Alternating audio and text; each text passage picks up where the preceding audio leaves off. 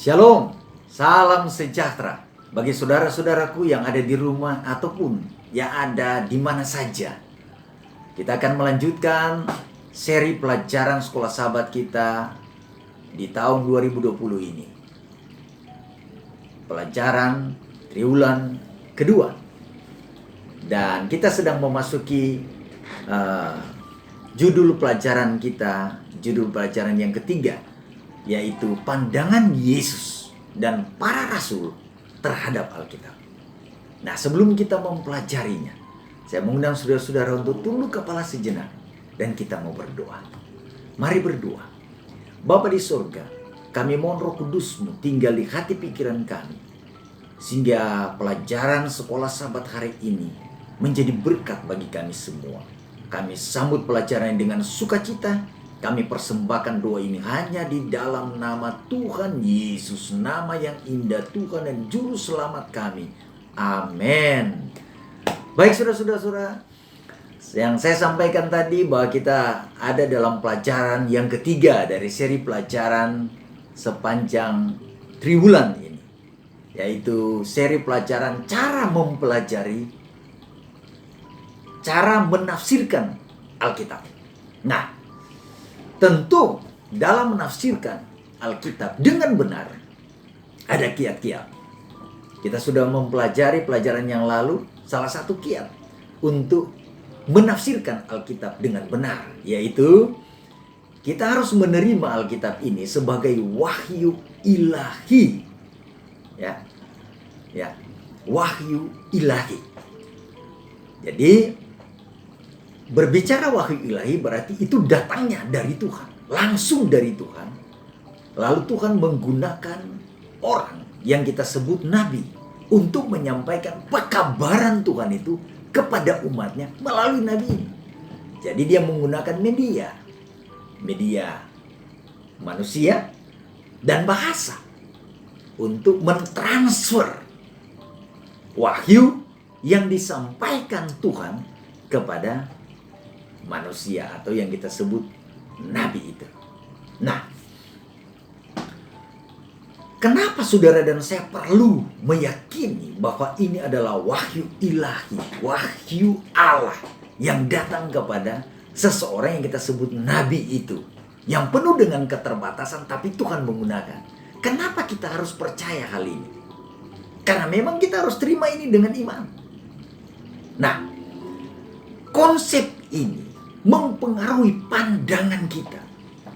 Nah, itulah sebabnya pelajaran hari ini kita akan mempelajari salah satu hal bagaimana kita menafsirkan firman Tuhan.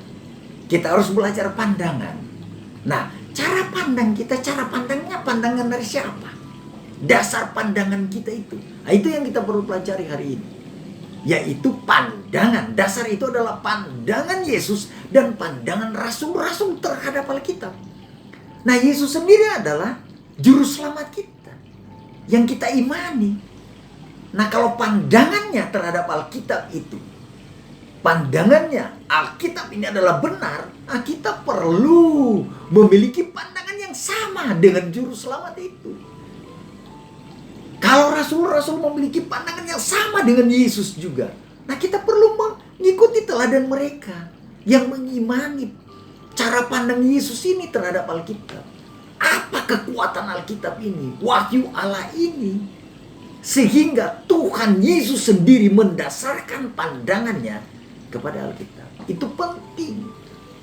Karena bila kita tidak memiliki pandangan yang baik terhadap Alkitab sebagaimana pandangan Yesus dan para rasul, kita akan salah dalam menafsirkan Alkitab. Nah, hari ini kita akan perlu pelajari itu.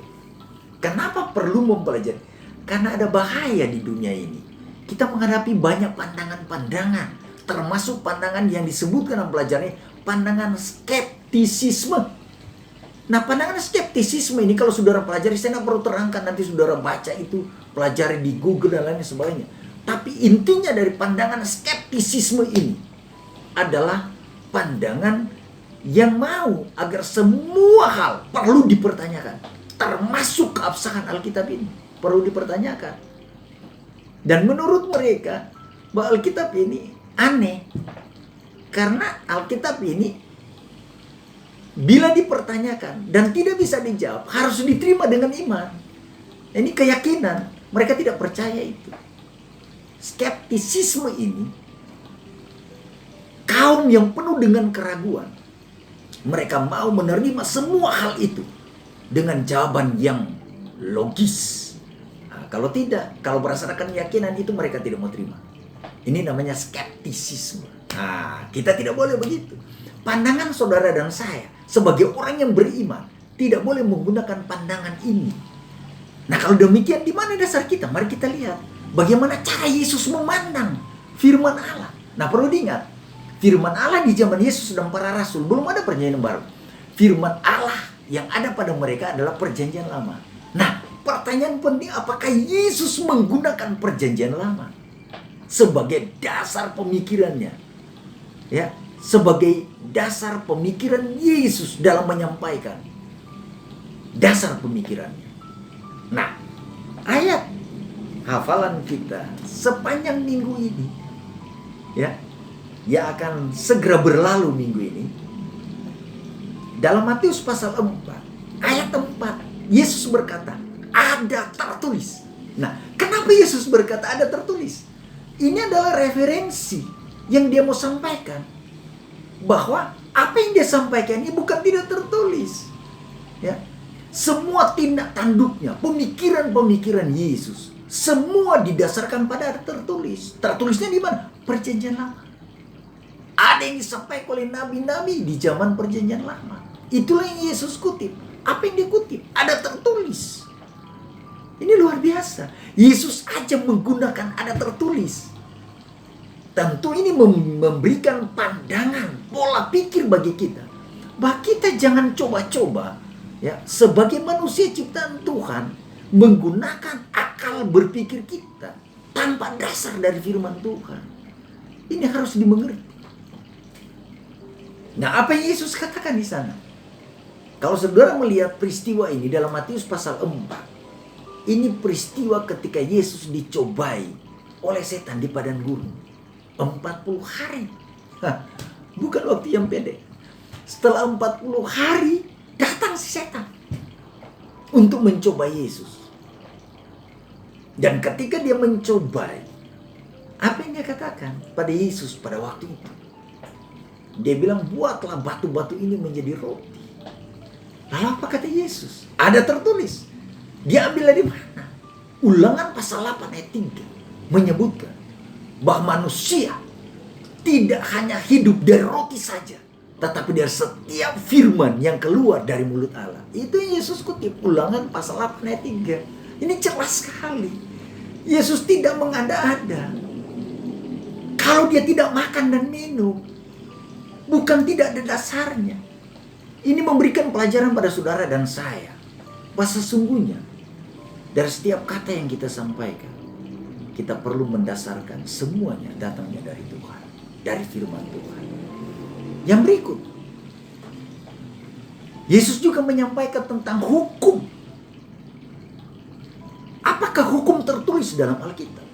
Kalau dia selalu berbicara tentang ada tertulis, apakah Yesus, ya, setiap kali dia menyampaikan sesuatu didasarkan juga dalam Alkitab, khususnya dari topik hukum? Apakah hukum Allah itu ada di dalam firman Tuhan? Kalau saudara baca dalam Matius pasal 22 ayat 37 sampai 40, Yesus menyebutkan bahwa tinggal kedua hal ini. Seluruh hukum Taurat tercatat di situ. Tergantung pada kedua hukum ini. Seluruh hukum Taurat dan kitab para nabi katanya tergantung pada kedua hal ini. Apa itu? Kedua hal yang Yesus maksudkan. Dia mengutip perjanjian lama. Apa dua hal itu? Yang disebutkan dalam Matius pasal yang ke-22 ini. Yaitu kasih kepada Tuhan Allah dan kasih kepada sesama manusia. Itu hukum yang disampaikan. Dua hukum ini. Nah, kalau dua hukum ini, hukum yang mana? Kita punya 10 hukum, saudara-saudara. 10 hukum. Hukum yang pertama, bagian pertama maksudnya, dari dua bagian ini. Bagian yang pertama adalah kasih kepada Allah. kasih kepada pencipta kita. Dan yang kedua adalah kasih kepada sesama manusia. Itu kedua hukum ini tergantung seluruh isi hukum Taurat dan kitab para nabi. Luar biasa. Nah, kalau begitu apa yang dimaksud dengan kasih kepada Allah? Ya, 4 hukum pada bagian yang pertama itu. Apa yang disebutkan? Saya baca dalam Keluaran pasal 20. Saudara boleh membaca, buka Alkitab saudara. Keluaran pasal 20 ayat yang ketiga. Hukum yang pertama dia sebutkan, jangan ada padamu Allah lain di hadapanku. Ini masih berlaku hukum ini. Ada tertulis. Dan ini tidak pernah dicopot. Ada tertulis bagi Tuhan. Dia mengutip ini. 4 hukum pertama. Kalau Anda mengasihi Tuhan, ikuti. Dan dia katakan hukum pertama adalah jangan ada padamu Allah lain di hadapanku. Yang kedua, jangan membuat bagimu patung yang menyerupai apapun. Jangan menyerupai apapun. Jangan buat untuk disembah, saudara. Kemudian dia katakan, jangan menyebut nama Tuhan dengan sembarangan. Ini kasih kita kepada Tuhan, kepada pencipta. Pencipta kita dan pencipta alam semesta ini. Kita perlu kasih dia. Dan hukum yang keempat, sebagai cara kita mengasihi Tuhan dengan segenap hati kita, adalah dia kata, ingatlah dan kuduskanlah hari Sabat. Nah, kita perlu datang untuk berbakti kepada Tuhan. Dan hukum ini tidak pernah dicopot. Keempat hukum ini yang menerangkan tentang kasih kita kepada Tuhan tidak pernah dicopot. Dan hukum yang kedua, ya, hukum yang kedua yaitu kasih kepada manusia. Dia mulai dengan hukum yang keberapa? Kelima. Apa yang disebut? Hormatilah ayah dan ibumu, dia katakan. Kemudian hukum yang keenam, apa yang disebutkan di sana? Jangan membunuh. Hukum yang ketujuh, jangan berzinah. Ya. Hukum yang ke-8, jangan mencuri. Hukum yang ke-9 dia katakan, jangan mengucapkan saksi dusta. Dan yang ke-10, jangan mengingini. Yesus mengutip dari perjanjian. Hukum itu juga ada tertulis. Lihat ini pandangan Yesus. Nah, bagaimana pandangan Yesus dalam keseluruhan kitab ini? Dia mengutip dari seluruh kitab dalam perjanjian lama. Bagaimana dia datang ke dunia ini. Bagaimana dia dinubuatkan untuk datang. Bagaimana dia mati. Kemudian bagaimana dia dibangkitkan. Semuanya sudah dinubuatkan dari perjanjian lama. Yesus menyampaikan dari keseluruhan kitab pada waktu itu. Jadi Yesus tidak ada dasar kata-katanya, pemikirannya yang keluar dari Alkitab. Semuanya didasarkan pada firman Tuhan. Kemudian Yesus berkata, masalah sejarah di dalam Alkitab. Sejarah dalam cerita Alkitab bukan cerita fiksi. Kejadian di zaman Nuh contohnya. Dia katakan makan, minum, kawin dan mengawinkan. Semua hal itu terjadi pada waktu itu. Luar biasa. Kemudian dalam peristiwa selanjutnya, bagaimana dengan rasul-rasul? Sudah boleh baca dalam Kisah pasal 4 ayat 24 sampai 26. Kisah 13 menerangkan semua referensi tentang bagaimana perjanjian lama dikutip oleh rasul-rasul. Bahkan seorang sarjana menyebutkan 2684 referensi khusus, 400 dari Yesaya, 370 dari Mazmur, 220 dari Keluaran. Yang dikutip oleh perjanjian baru mengutip perjanjian lama. Luar biasa. Para rasul, Yesus sendiri mendasarkan firman Tuhan sebagai dasar pemikiran. Bagaimana dengan saudara? Saya berdoa agar saudara-saudara selalu mendasarkan pikiran melalui firman Tuhan. Saya akan berdoa untuk saudara. Mari berdoa. Bapa di surga, berkati firman yang kami pelajari ini menjadi bekal bagi kami untuk hari-hari selanjutnya. Adalah doa kami Tuhan. Terima kasih Tuhan. Amin. Terima kasih. Tuhan memberkati saudara-saudara yang telah mengikuti program ini. Adalah doa saya. Amin. Shalom.